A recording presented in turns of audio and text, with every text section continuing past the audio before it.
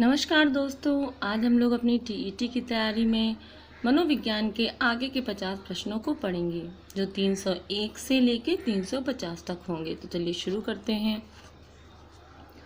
व्यक्तित्व का सर्वाधिक मान्य वर्गीकरण किया है युंग ने। व्यक्तित्व की विशेषताओं में से एक है बुद्धि। कैटल के अनुसार व्यक्तित्व के लक्षणों की कुल संख्या है 171 यानी 171। ये कैटल के अनुसार है व्यक्तित्व के लक्षणों की कुल संख्या। टीएटी परीक्षण किसका मापन करता है? व्यक्तित्व का। मूल्यों के आधार पर व्यक्तित्व का वर्गीकरण किसने किया? स्टेगनर ने। स्किनर के अनुसार व्यक्तिगत भेदों के स्वरूप का ज्ञान आवश्यक है। किसके लिए? आचार्य के लिए।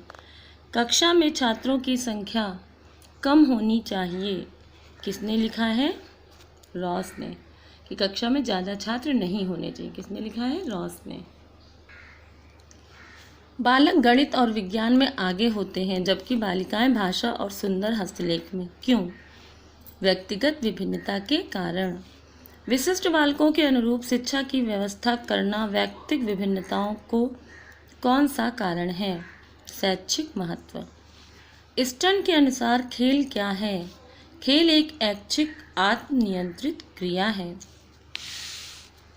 बुद्धि लब्धि निकालने का सही सूत्र है मानसिक आयु अपॉन वास्तविक आयु इंटू 100। बच्चों के संपूर्ण व्यक्तित्व को समझने के लिए आवश्यक अध्यापक को बाल मनोविज्ञान का ज्ञान होना जरूरी है। बुद्धिमत्ता का जनक किसे कहा जाता है? गाल्टन को। बुद्धिमत्ता जन्मजात क्षमता होती है या किसका विश्वास था? गाल्टन का।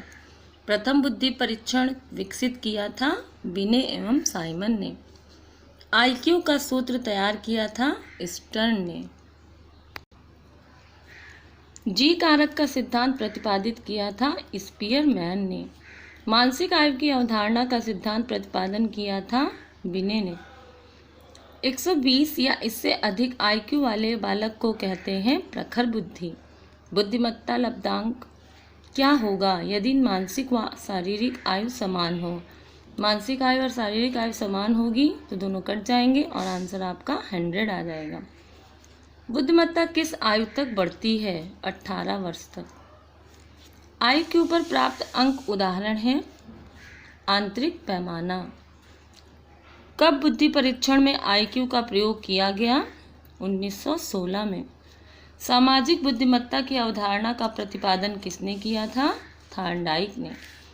सृजनात्मकता का मुख्य संघटक कौन सा है? प्रवाह, मौलिकता, परिभाषा, ये सभी हैं। प्रथम वयस्क बुद्धि परीक्षण प्रतिपादित किया था वैशलर ने। प्रथम सामूहिक बुद्धि परीक्षण कहलाता है आर्मी अल्फा। निम्न में से कौन सा निष्पादन परीक्षण नहीं है? Army alpha. बिने साइमन परीक्षण का विकास किया गया था उप सामान्य बुद्धि मापन हेतु। इनमें से कौन सा व्यक्तिगत बुद्धि परीक्षण है? बिने साइमन, स्टैनफोर्ड बिने, वैसलर, ये सभी व्यक्तिगत बुद्धि परीक्षण हैं। अधिकतर मनोवैज्ञानिकों के मतानुसार बुद्धिमत्ता होती है जन्मजात और सीखने पर आधारित। ये दोनों ही सही हैं। व्यक्ति की बुद्धिमत्ता के किस प्रकार पर निर्भर कर है? सामान्य बुद्धि, विशिष्ट बुद्धि। बौद्धिक विकास को प्रभावित करने वाला सबसे अधिक महत्वपूर्ण कारक निम्नलिखित में से कौन सा है? परिवार का वातावरण। बुद्धि परीक्षण के लिए पहला परीक्षण निम्नलिखित में से कौन सा है? बिने साइमन परीक्षण। भारतीय परिस्थितियों में बिने साइमन का पहला प्रमाणीकरण निम्नलिखित में से किसने किया? सी हर्बर्ट राइस ने। समूह कारक सिद्धांत किसके द्वारा प्रतिपादित है? थर्स्टन द्वारा।